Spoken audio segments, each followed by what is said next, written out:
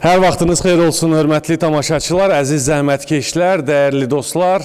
Fermerin real dostu Real TV-də başladı. Qeyd edelim ki, bu layihəmiz Kənd Təsərrüfatı Nazirliyi yanında Aqrar Kredit və İnkişaf Agentliyi, qısa desək, Akiyanın dəstəyi ilə təqdim olunur. Mənim adım Ruslan Zeynaldır və mən bugün Real TV-nin studiyasında deyiləm. Hal-hazırda Naxçıvandayam. Aqrar Biznes Festivalı keçirilir və bu biznes festivalı çərçivəsində biz aqrar sahədə dövlətin maliyyə mexanizmi dəstəyi, bax bu paneli yenidən fermerlərin, sahibkarların iştirakı ilə və dövlət qurumlarının, eyni zamanda özəl sektordan olan panelistlərin iştirakı ilə təşkil edirik. Mən təşəkkür etmək istəyirəm Aqrar İnnovasiya Mərkəzinə, bu tədbirin əsas təşkilatçısı, eyni zamanda Naxçıvan Muxtar Respublikası Kənd Təsərrüfatı Nazirliyinə və sözsüz ki, burada əyləşən hər kəsə minnətdarlığımı bildirirəm. Bu arada qeyd edelim ki, çəkilişi həyata keçirməkdə bizə Naxçıvan Televiziyası, doğma televiziyanın əməkdaşları kömək edir və öz adımdan, Real Televiziyası adından onlara da təşəkkür edirəm. Beləliklə, vaxt itirmədən aqrar sahədə dövlətin dəstək mexanizmləri panelində iştirak edən qonaqlarımı sizə təqdim etmək istəyirəm. Kənd Təsərrüfatı Nazirliyinin Bitkiçiliyin Təşkili və Monitoringi Şöbəsinin müdürü Seymur Səfərli. Seymur müəllim, mən sizi salamlayıram, xoş gəlmişsiniz. Aqrar Sığorta Fondunun şöbə müdürü Əli Əhmədov, Əli müəllim, xoş gördük. Aqrar Tədarük və Təchizat Açıq Səhmdar Cəmiyyətinin sədr müavini Faiq Hüseynov, Faiq müəllim, xoş gördük. Azərbaycan Qida Təhlükəsizliyi Agentliyinin adından Məhərrəm Rızayev, Məhərrəm müəllim, xoş gəlmişsiniz. Dövlət Məşğulluğu Agentliyindən Naxçıvan Məşğulluğu Agentliyinin aparatının şöbə müdürü Elvin Bağırlı, Elvin müəllim, xoş gördük. Naxçıvan Muxtar Respublikasının Sahibkarlığın İnkişafı Fondu İdarə Heyətinin sədrinin müavini Novruzlu, xoş gördük Novruz müəllim. Bank nümayəndəsi Əfqan Əliyev, Əfqan müəllim, salamlayıram sizi. Naxçıvan üzrə ərazi meneceri Şahin Nəsirov. Şahin müəllim, siz də xoş gəlmişsiniz.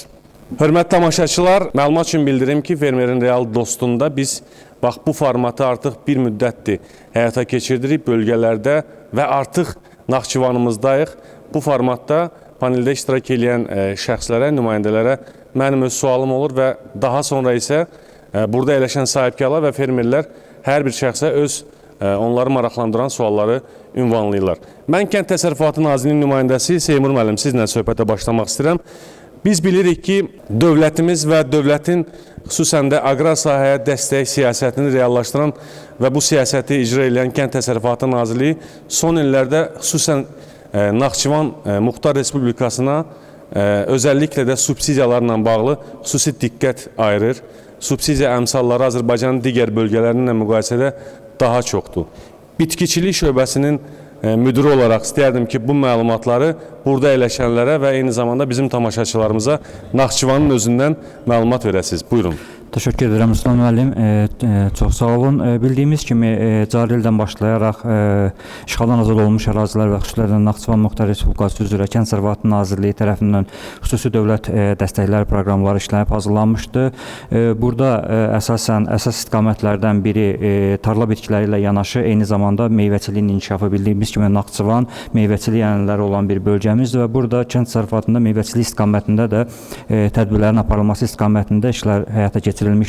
Belə ki, Respublikanın digər bölgələrində olduğu kimi bu bölgəndə ənənələr nəzərə alınmaqla, eyni zamanda həm ənənəvi bağlar saxlanılmaqla, həm də intensiv və superintensiv bağların dəstəklənməsi istiqamətində də xüsusi subsidiya dəstəkləri, mexanizmləri işlənib hazırlanmışdır. Belə ki, bildiyimiz kimi süfrə üzümlərinin çoxaldılması, bağların genişləndirilməsi məqsədilə subsidiya digər bölgələrdə 8.000 olduğu halda Naxçıvanda bu 12.500 və 14.700 manat məbləğində daha yüksəkdir. Düzdür, burada müəyyən yüksəklik tələbləri, bağın salınması üçün aqrokimyəvi analiz tələbləri, sertifikatlı tinç tələbləri və digər olmaqla daha yüksəkdir və ən yüksək rəqəm bizdə armud və alma bitkisində nəzərdə tutulub. Yüksəklik və digər tələblər nəzərə alınmaqla, məsələn, armud üzrə bu maksimum 25.200 manat, superintensiv bağlarda, alma üçün isə 32.200 manat məbləğində belə bir dəstəyimiz var. Bir dəfəyə məxsusdur da bu, düzdür? Bir dəfə bağ salınır və fermerə hektara görə bu qədər məbləğ verilir. Bu bir dəfəlik dəstəkdir. Fermer bağı salır, şərtlərə əməl etdiyi halda, monitorinq olunur Kənd Təsərrüfatı Nazirliyi tərəfindən bütün şərtlərə cavab verildiyi halda bir təvəllüd subsidiya ödənilir və eyni zamanda 4 il müddətində həmin bağın saxlanılması üçün fermerə 800 manat məbləğində əlavə dəstək, 4 ilin sonunda isə suvarma sistemlərinin tətbiqi və digər şərtlər nəzərə alınmaqla əlavə olaraq müasir suvarma sistemləri tətbiq olunan bağlarda 160 manat və digər bağlar isə 50 manat məbləğində əlavə dəstəklər verilir. Eyni zamanda bu dəstəklərlə yanaşı, bir təvəllüd dəstəklərlə yanaşı müasir suvarma sistemlərinin tətbiqi ilə də bağlı dəstəyimiz var. Belə ki, bağın salınması zamanı müasir suvarma sistemi tələbi olduğu üçün müasir suvarma sistemlərini quran fermerlərə 40% ödəniş dövlət tərəfindən qarşılanılır. Yerdə qalan 40% isə 5 il müddətində güzəştli şərtlərlə heç bir faiz olmadan subsidiya şəklində, liz şəklində verilir. Yəni faizi də dövlət ödəyir. Yəni AKİA tərəfindən qarşılanır. AKİA tərəfindən. Cəmsi 20% ilkin ödəniş edir. Bəli, fermer yalnız ilkin ödəniş eləyir. Eyni zamanda əgər bu suvarma sistemləri yerli istehsal olduğu halda bu 60% dövlət tərəfindən qarşılanır. Yəni belə bir də dövlət dəstəyimiz var. Subsidiya əmsalları və birtəfənnlik subsidiyalarla bağlı ətraflı məlumat Kənd Təsərrüfatı Nazirliyinin və Aqrar Kredit İnkişaf Agentliyinin saytında mövcuddur və oradan tanış ola bilərlər və panel müzakirəsi zamanı hər hansı bir suallarınız olarsa cavablandırmağa hazırıq. Çox sağ olun Seymur müəllim. Əminəm ki, burada əyləşən fermerlərin sualları olacaq. Bir daha xatırladıram tamaşaçılar üçün akia.gov.az bütün fermerləri maraqlandıran, xüsusən də əmsallarla bağlı məlumatlar bu saytda yer alıb, ora daxil olun. 2026-cı il üçün də yeniliklər var. Aqrar Subsidiya Şurasının yeni qərarlarında. Naxçıvanla bağlı isə Seymur müəllim qeyd elədi, orada da bütün məlumatları əldə edə bilərsiniz. Aqrar Sığorta Fondundan Əli Əhmədov, sizə eşidək. Ümumiyyətlə, sığorta ilə bağlı Naxçıvanımızda vəziyyət nə yerdədir? Fermerlər, burada yaşayan fermerlər, sahibkarlar sığortaya maraqlıdırlarmı? Buyurun. Təşəkkür edirəm Usta müəllim. Sualınıza görə buradakı Naxçıvan fermerlərini salamlayıram. Bəli, doğrudan da Aqrar Sığorta Fondu artıq 2024-cü ilin dekabrından etibarən Naxçıvan şəhərində, Naxçıvanda ilk filialını açıb, artıq Naxçıvan fermerləri bizim aqrar sığorta xidmətlərimizdən faydalana bilərlər. Məlumat üçün deyim ki, aqrar sığorta 41 növ bitkini sığortalayır. Burada tarla bitkiləri, bostan bitkiləri, çoxillik bitkilər, texniki bitkilər olmaqla, o cümlədə meyvə bağı olmaqla məhsullar var. Eləcə də heyvandarlıq və heyvandarlıq məhsullarını da biz sığortalayırıq və balıqçılıq, akvakultura məhsulları da ənənəvi olaraq aqrar sığortanın portfelinə daxil olan bu məhsuldur.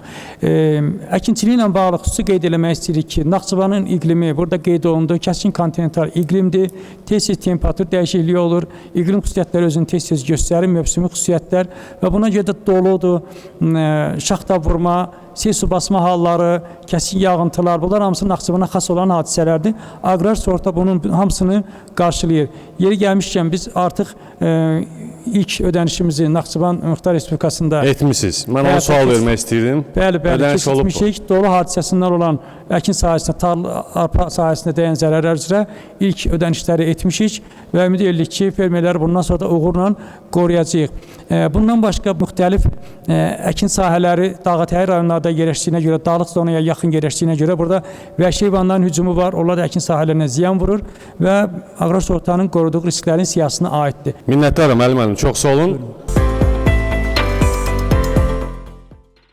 Mən yeni qoşulanları salamlayıram. Fermerin real dostu sizi Naxçıvandan salamlamaqdadır. Dəyərli dostlar, hörmətli tamaşaçılar, əziz zəhmətkeşlər. Biz Naxçıvanda Aqrar Biznes Festivalı çərçivəsində aqrar sahəyə dövlətin dəstək mexanizmləri panelini sizə televiziya verilişi olaraq təqdim edirik. Aqrar İnnovasiya Mərkəzinə, Naxçıvan Muxtar Respublikası Kənd Təsərrüfatı Nazirliyinə təşəkkürümü bildirirəm və burada əyləşən panel nümayəndələri, paneldə çıxış edən qonaqlarıma minnətdaram və təbii ki, auditoriyaya burada zəhmətkeşlər, fermerlər, müxtəlif dövlət qurumunun əməkdaşları var. Yeri gəlmişkən, Kənd Təsərrüfatı Nazirliyinin tabeliyində fəaliyyət göstərən Aqrar Tədarük və Təchizat Açıq Səhmdar Cəmiyyətinin nümayəndəsi buradadır. Birinci dəfədir paneldə iştirak edir. Mən böyük məmnuniyyətlə salamlayıram. Sədr müavini Faiq Hüseynov sizi. Faiq müəllim, mikrofon sizdədir və belə bir sual vermək istəyirəm ki, Naxçıvanla bağlı hər hansı bir xüsusi layihələriniz varmı? Azərbaycanda bilirik, böyük layihələr icra edirsiniz. Bilməyənlər üçün məlumat bildirim ki, artıq illərdir deməli, Aqrar Tədarük və Təchizat tərəfindən kənddən şəhərə, şəhərdən kəndə, həftə sonu yarmarkaları kimi artıq fermerlər arasında və adi insanlarımız arasında kifayət qədər populyar olan layihələr var. Naxçıvan üçün ideyalarınız, planlarınız nədən ibarətdir? Buyurun. Təşəkkür edirəm Ruslan müəllim. Bütün Naxçıvanı, fermerlərimizi, zəhmətkeşləri salamlayıram. Bəli, qeyd etdiyiniz kimi artıq illərdir ki, Aqrar Tədarük Təchizat Açıq Səhmdar Cəmiyyəti Respublikanın bütün bölgələrində müxtəlif layihələr həyata keçirilir. Bu layihələrin əsasında fermerlərə birbaşa dəstək durur. Qeyd edeyim ki, bu layihələrdən ən vacibləri bizim AFAQ və Agroturizm şəhərdən kəndə layihəmizdir. Hal-hazırda indiyə qədər AFAQ layihəsi çərçivəsində artıq 312 fermerə, aqrar fəaliyyətli Azərbaycan qadınları deməkdir. 312 fermerə, qadın fermerimizə artıq dəstək göstərilmişdir. Həmçinin 893 fermer müxtəlif təlimlərə cəlb olunmuşdur. Burada əsas məqsəd qadınları aqrar fəaliyyətə, kənd təsərrüfatına cəlb eləmək, bu fəaliyyəti təşviq etmək, onların biliciliyini artırmaq və ailə təsərrüfatlarının dayanıqlılığının gücləndirilməsidir. Qeyd edeyim ki, növbəti müddətdə artıq Naxçıvanda da bu layihə üzrə fəaliyyətimizi genişləndirəcəyik və Naxçıvandan olan qadınları AFAQ layihəsinə cəlb edəcəyik. Növbəti digər layihəmiz, agroturizm layihəmiz, şəhərdən kəndə layihəmizdir. Bu layihə çərçivəsində müxtəlif təsərrüfatlara agroturizmi inkişaf etdirmək məqsədi ilə, həmçinin kənd təsərrüfatını tanıtmaq, turistləri, yerli və xarici turistləri müxtəlif təsərrüfatlara, kəndlərə olan marağın artırılması, həmçinin mədəni irsin, adət-ənənələrin tanıdılması məqsədi ilə bu layihəni həyata keçiririk. İndiyə kimi bu layihə üzrə artıq 29 fermerə dəstək göstərmişik və bu layihə çərçivəsində də 500-ə yaxın fermerimiz agroturizm haqqında müxtəlif təlimlərdən keçib məlumatlandırılıb. Həmin layihə çərçivəsində də Naxçıvandan olan təsərrüfat sahiblərini artıq cəlb etməyi planlamışıq və qısa zamanda başlayırıq. Həmçinin qeyd etdiyiniz yarmarkalar, bilirsiniz ki, hər il Aqrar Tədarük Təchizat Açıq Səhmdar Cəmiyyəti tərəfindən bal yarmarkaları keçirilir. Bu il biz artıq 25-ci bal yarmarkasını keçirəcəyik. Qeyd edeyim ki, hər il Naxçıvandan da fermerlər öz bal məhsullarını həmin yarmarkalarda satış imkanı əldə edirlər. Bu il də qeydiyyatdan keçənlər arasında Naxçıvanlı fermerlər var. Naxçıvanlı? Bəli, var. Çox gözəl. Və böyük məmnuniyyətlə həmin fermerlərin də satışına dəstək olmağa hazırıq. Həmçinin bizim Aqrar Tədarük Təchizat Açıq Səhmdar Cəmiyyəti tərəfindən portalımız var ki, bütün dövlət satın alan təşkilatları Tədarük Az portalı vasitəsilə ərzaq məhsulları alırlar və həmçinin Naxçıvandan da olan fermerlərimiz və satıcılarımız həmin portal vasitəsilə öz məhsullarını, bütün məhsullarını dövlət qurumlarına təklif eləmək, orada qiymətləri göstərməklə təklif edirlər və bizim vasitəmizlə müqavilə bağlanır və il ərzində dövlət qurumlarına həmin məhsullar təklif olunur.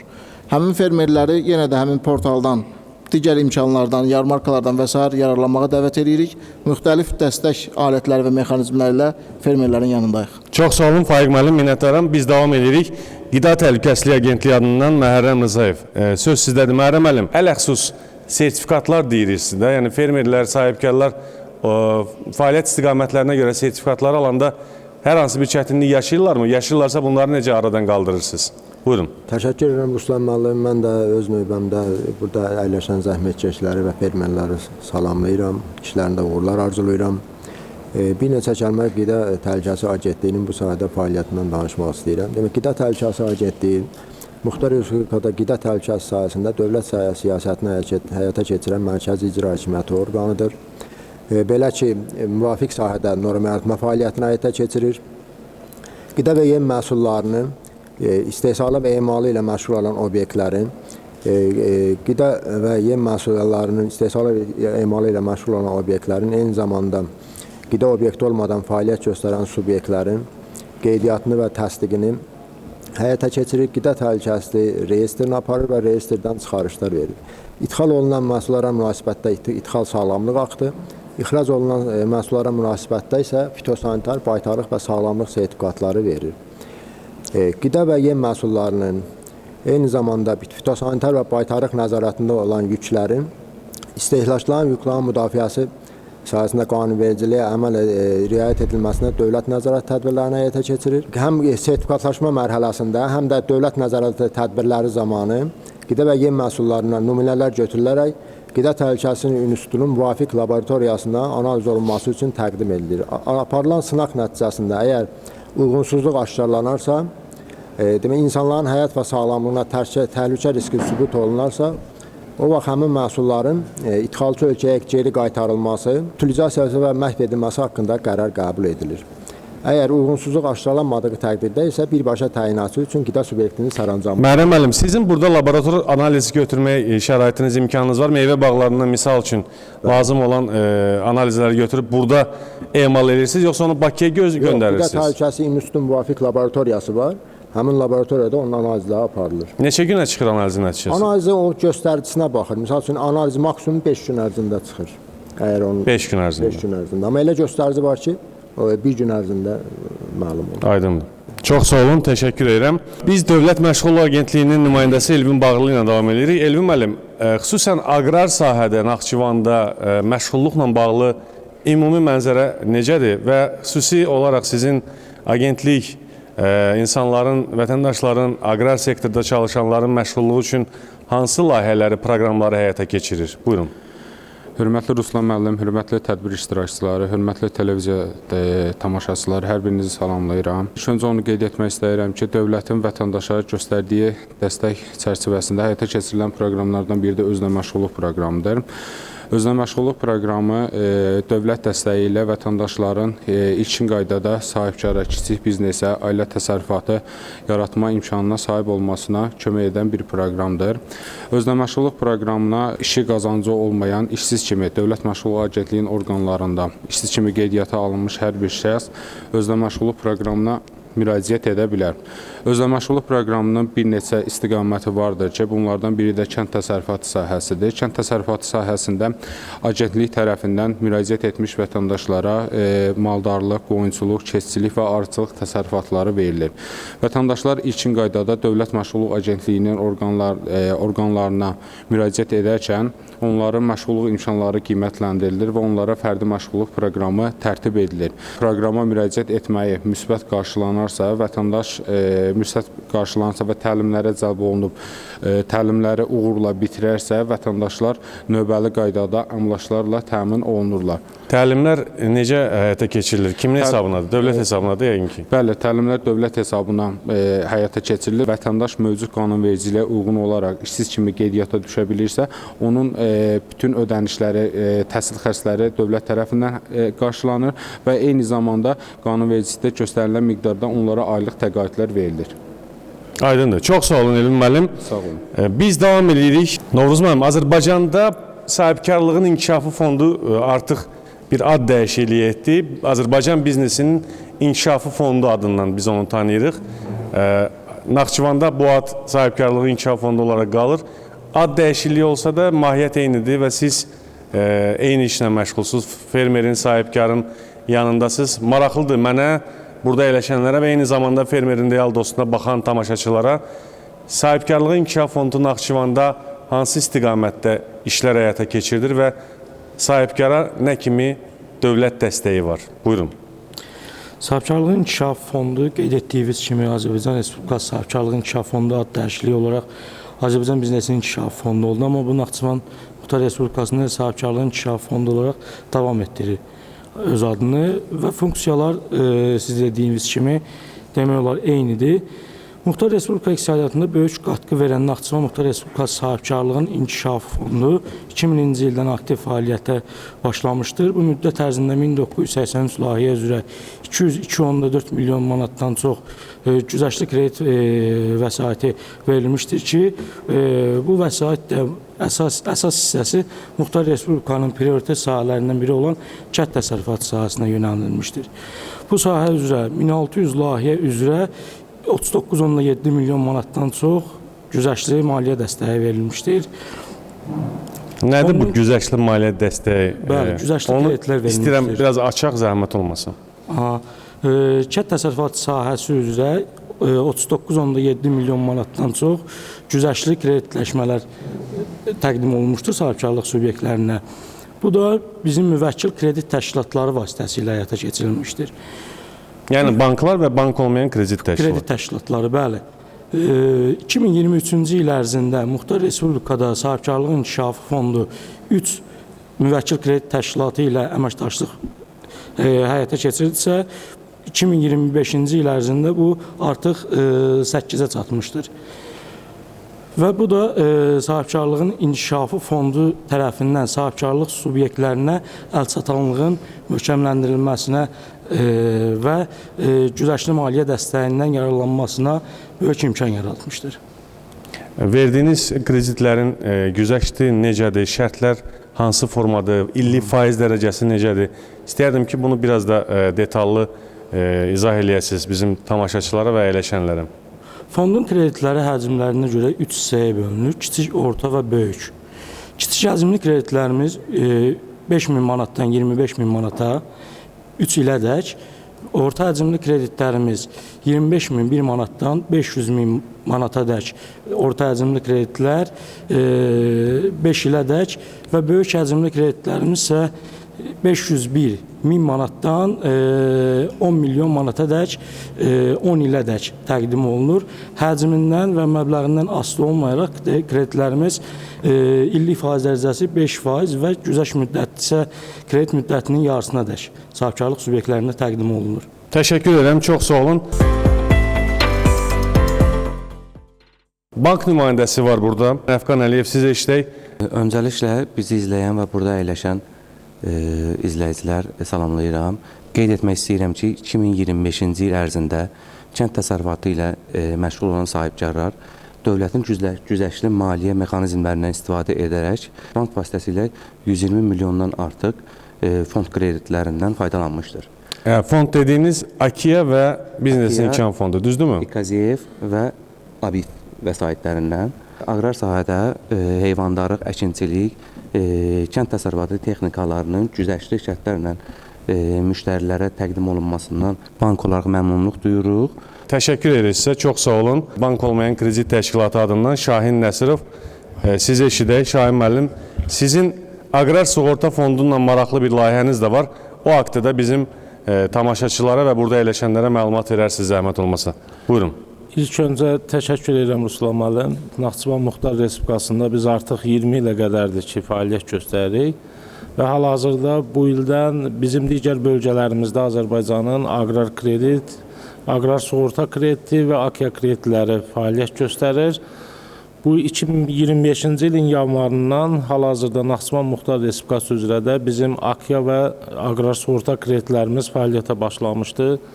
Yəni bizim əsas öncəliyimiz kiçik təsərrüfatla məşğul olan və təsərrüfatlarını genişləndirmək, böyütmək üçün məqsədimiz həmin kreditlərin Naxçıvan Muxtar Respublikası sahibkarlarına çatdırmaqdır. Hal-hazırda həmin kreditləri biz aşağı faizlərlə AKİA kreditləri ilə birgə ayıra bilirik. Əsas öncəliyimiz kənd təsərrüfatında öz ailə kiçik təsərrüfatlarını genişləndirmək və həmin kreditlərdən yararlanmağı, yəni müraciət eləyə bilərlər. Təşəkkür edirəm, çox sağ olun. İşlərinizdə uğurlar arzulayıram. Təşəkkür edirəm. Mən yeni qoşulanları salamlayıram. Siz Fermerin Real Dostuna baxırsınız. Biz Naxçıvandayıq. Naxçıvanda möhtəşəm aqrar biznes festivalı keçirildi və bu festival çərçivəsində aqrar sahədə dövlətin maliyyə mexanizmləri panelini sizə televiziya verilişi olaraq təqdim edirik. Burada Kənd Təsərrüfatı Nazirliyindən, Kənd Təsərrüfatı Nazirliyinin müxtəlif tabelik qurumları, eyni zamanda kommersiya bankları nümayəndələri əyləşiblər paneldə. Zalda isə insanlarımız, fermerlərimiz, sahibkarlarımız, sıravi Naxçıvan vətəndaşları var. Mənim ən sevdiyim məqamlardan biridir. İndi fermer soruşur hissəsinə keçid alacağıq və görək bizim Naxçıvanlı fermerləri hansı suallar maraqlandırır. Əli Quliyev, Akademik Həsən Əliyev adına Naxçıvan Kənd Təsərrüfatı Elmi Tədqiqat Ünsitunun elmi işçisi. İki sualım vardı. Birinci Kənd Təsərrüfatı Nazirliyinin əməkdaşına, digəri Qida Təhlükəsizliyi əməkdaşına. Kənd Təsərrüfatı Nazirliyinin əməkdaşına verəcəyim sual odur ki, müəllim qeyd etdi ki, bugünkü gündə intensiv bağların tətbiqi, intensiv texnologiyaların sulamanın tətbiqi Naxçıvanda tətbiq olunmalıdır. Damla sulama sistemi ilə biz bu sistemi qoşsaq, bağlarımızda, böyük bağlarımızda söhbət gedir. Su aşağı qata getməyəcəkdir mənim zənnimlə tərəfindən. Bunun nəticəsində temperatur yüksəkdir, 3000-3500 saat günəşli saatlar miqdarı vardır. Su aşağı qata getməyəcəkdir, su buxarlanacaqdır. Elə bir nəticəsi olmayacaqdır. Bunun Azərbaycan digər rayonlarında belə bir təcrübə varmı? Varsa bunun dünya təcrübəsindən də misal gətirə bilərsiniz və ya da digər rayonlardan misal gətirə bilərsiniz. Suala görə təşəkkür edirəm. Çox sağ olun. Bəli, həqiqətən kalsiumlu torpaqlarda, xüsusilə də tərkibində natrium olan torpaqlarda suyun aşağı qatlara keçməsində ciddi bir sıxıntı yaşayırıq. Bu adətən selləmə suvarmada və pivotla yağış yağdırma suvarmada ciddi problemdir. Çünki verilən suyun intensivliyi ilə yağışın intensivliyi ilə suyun torpağa hopması arasında bir münasibət olmalıdır. Mütənasibət olmalıdır və bu olmadığı halda suyun torpağa hopması prosesi dayanır və suyun səthi axımı və sahədən itkiyə səbəb olur. Amma hal-hazırda texnologiyalar bildiyimiz kimi dayanmadan inkişaf edir. Yeraltı suvarma, yeraltı damlama suvarma sistemləri Azərbaycanda tətbiq olunur, mövcuddur. Suyun aşağı qatlardan bitkinin yuxarı hissələrə buxarlanma hesabına, kapilyal hərəkətlə yuxarı hissəsinə qalxmasına səbəb olur. Bir variant budur. İkinci variant damlama suvarma sistemində damlalar intensiv şəkildə dayanmadan bitkinin kök sisteminə verildiyi üçün su daim nəm saxlanılır torpağın həmən hissəsi və su öz ağırlığı hesabına, gravitasiya qüvvəsi hesabına daha aşağı qatlara getməyə çalışır. Yəni su həddindən artıq çox böyük intensivliklə verilmədiyi üçün, aşağı intensivliklə verildiyi üçün gravitasiya qüvvəsi ilə torpağın aşağı qatlarına gedir və bu da onun bitkinin qidalanmasına. Yəni buxarlanma çox baş vermir. Çox baş vermir. Bir də ən böyük üstünlüyü, damlama suvarma üsulunun üstünlüyü ondan ibarətdir ki, bitkinin kök sistemini daha dərin qatlara getməyə məcbur eləmir su arxasınca. Yəni su hardadırsa bitkinin kök sistemi həmən sahədə inkişaf edir. Yəni bu da bitkinin daha aşağı qatlarda su axtarmasına yəni ehtiyac qalmır. Damlama suvarma sisteminə bu problemi və bir də yeraltı suvarma ilə bu problemi həll etmək mümkündür. İkinci suala keçid alaq. İkinci sualım da qida təhlükəsizliyinədir. Müəllim qeyd elədi ki, qida təhlükəsizliyinə bağlı dövlət dəstəyi vətəndaşlara köməklik olunur. Ümumiyyətlə, bugünkü Naxçıvanda çatışmazlıqdan bir də korporasiyaların olmamağıdır. Hal-hazırda korporasiyalar formalaşdırılmağa başlayıb. Kooperativlər. Bəli. Amma ki, bizdə korporasiya qurulsa belə, süd məhsullarının fermerlərimiz var ki, süd istehsal eləyir. Bunu qanuni cəhətdən istehsal eləyəndə 2 dənə əsas analiz tələb olunur qida təhlükəsizliyinə. Salmonella ilə E. coli analizləri. Bu analizi fermer düşünün ki, bir fermer ayda 2 dəfə analiz elətdirsə, qanuni cəhətdən bir dəfə 2 dəfə 200 manata yaxın analiz qiyməti. Bir dəqiqə Əli, Məryəm, bizim vətəndaşın dediyi analizlər dövlət hesabınadır yoxsa şəxsi hesabadır? Necədir o? Dövlət nəzarət tədbirləri zamanı qeyd edim ki, planlanan yoxlama zamanı analizlər dövlət hesabına aparılır. Əgər nəticələrdə uyğunsuzluq aşkarlanarsa, onun əvəzi həmin demək yoxlanılan təsərrüfat subyekt tərəfindən ödənilir büdcəyə. Dövlət nəzarət tədbirləri zamanı. Yaxşı, adı çəkilən 2 analiz, bir də deyin adlarını. Üzr istəyirəm, Salmonellanın E. coli analizi müəllim qeyd edir dövlətin hesabına. Mən düşünmürəm, çünki hal-hazırda mənim başda müəyyən şirkətdə işlədiyim dövrü şirkət idi. Onu 200 manata yaxın ödəniş verdi. Elə 150 manat falan belə civar idi. Vətəndaş olaraq mənim özüm inəyim vardısa, mən gündə 20 litr süd sağıramsa 1 manatdan satanda aylıq təqribən 200-300 manat qazanacam. Maksimum 500 qazanacam. Bunun yarısını mən analizə versəm, qanuni cəhətdən çiğ südün satılmasında əsas tələb budur dövlətdə. Yəni bunu yarısını versəm əgər analizlərə, mən artıq inək saxlamayacağam. Siz demək istəyirsiniz ki, analiz qiymətləri bahadır. Bəli. Bir dəqiqə zəhmət olmasa, siz nə vaxt analizə vermirsiniz ən son? Təqribi ola fevral-mart ayı. Mart ayında. Yəni Qida Təhlükəsizliyi Agentliyindən Qida Təhlükəsizliyi Agentliyinin Bakı mərkəzində. Bakı mərkəzində. Bəli. Siz buradadır obyekt sizdə, yəni fəaliyyət Xeyr, Bakıda şirkət idi. Təşrif edirəm ki, Naxçıvanda bu kooperasiya qurulanda vətəndaşlar buna gücü çatmayacaqdı. Dövlət tərəfindən kooperasiyalara xüsusi 5-7% qədər əlavə dəstək var. Ona görə də gəlin şirkətinizi, birincisi Naxçıvanda yaşayırsınız, Naxçıvanlısınız. Bəli, Naxçıvanlıyım. Bakıdan köçürdün Naxçıvana, ana vətənə. Düzdür, qardaş? Bəli. İnəkləri də gətirməyə biz kömək eləyərik. Təşəkkür edirəm, sağ olun. Burada da kooperativ qurun. Qida Təhlükəsizliyi Agentliyi ilə də bir ortaq məxrəcə gəlin. Ola bilməz ki, orada, yəni nəsə, mənə elə gəlir ki, Məryəm müəllim, siz vətəndaşla danışmalısınız. Mövqeyiniz, yanaşmanız və bu cür tələbkarlığınız və bir fermer kimi cəsarətiniz çox xoşumuza gəlir, bəyənirik və dəstəkləyirik sizi. Başqa sualınız yoxdur? Çox sağ olun, təşəkkür edirəm ki, belə bir panel hazırlamısınız. Fermerlərimiz məlumatlanır. Fermerlərin nəzərinə çatdıraq ki, 30 dekabra qədər payızlıq əkinlərin bəyan dövrü başlayıb və elektron kənd təsərrüfatı informasiya sistemində EKTİS-də öz bəyanlarınızı edin. Vahid sistemdir də artıq Seymur müəllim. Düzdür, Naxçıvan da bütöv Azərbaycanda eyni sistemdədir. Elektron kənd təsərrüfatı informasiya sistemində həm Naxçıvanın olan, həm də Azərbaycanın bütün bölgələrindən olan fermerlər öz bəyanlarını 30 dekabr tarixinə qədər ektisə daxil etsinlər. Dəyərli tamaşaçılar, hörmətli fermerlər, əziz zəhmətkeşlər, verilişimiz Fermerin Real Dostu Naxçıvanda artıq başa çatmaq üzrədir. Mən paneldə iştirak edən hər birinizə dərin təşəkkürümü bildirirəm. Çox sağ olun ki, bütün belə deyək də bizi, tamaşaçıları, burada əyləşənləri maarifləndirdiniz, məlumatlandırdınız. Çəkilişdə bizə göstərdiyi dəstəyə görə Real TV adından, həm də şəxsən öz adımdan Fermerin Real Dostu kimi Naxçıvan televiziyasının komandasına minnətdarlığımı bildirirəm. Naxçıvanda keçirilən Aqrar Biznes Festivalı çərçivəsində aqrar sahədə dövlətin maliyyə dəstək mexanizmləri panelini sizə məhz televiziya verilişi olaraq təqdim etdi. Yeri gəlmişkən Aqrar İnnovasiya Mərkəzinə, Naxçıvan Muxtar Respublikası Kənd Təsərrüfatı Nazirliyinə də və onun bütün əməkdaşlarına təşəkkür edirəm. Sonda hər zaman dediyim kimi bu cümlə ilə bitirmək istəyirəm verilişi. Fermerin rifahı aqrar sahənin inkişafıdır. Sağ olun, gələn həftə Real TV-də Fermerin Real Dostunda görüşərik. Hələlik.